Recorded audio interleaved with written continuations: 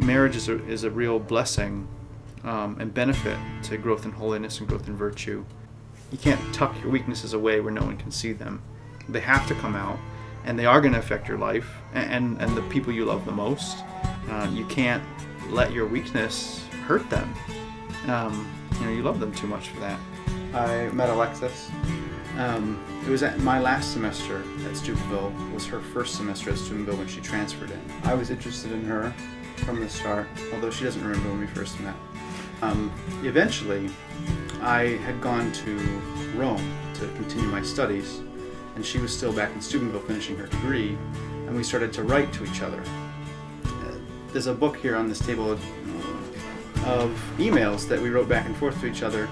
I guess I started ending all the emails with a prayer. Christ is so central to our relationship that it's hard to... I would not picked him if it weren't that he was so Christ-like.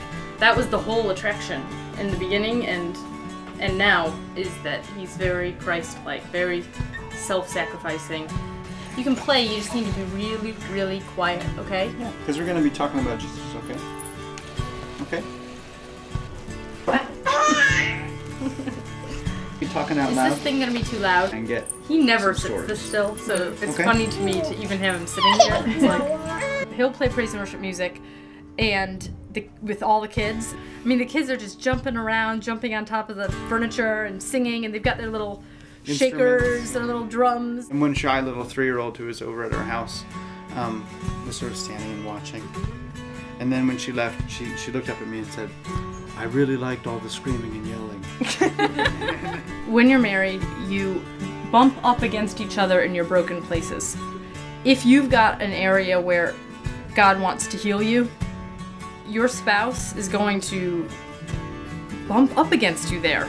So that's one of the beautiful things about marriage that is a huge grace. Your spouse wants all of you, not 90% or 80%. They want all of you, and then it becomes so much clearer when you have children too, because children don't know,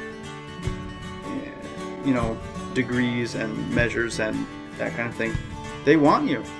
Selfishness is literally not an option. It's just dragged right out of you. It is. It's great to be able to give to our kids the foundation in the faith, and it doesn't always work perfectly, but the common commitment to Christ makes that all the easier, because everyone recognizes this is important, it's got to happen.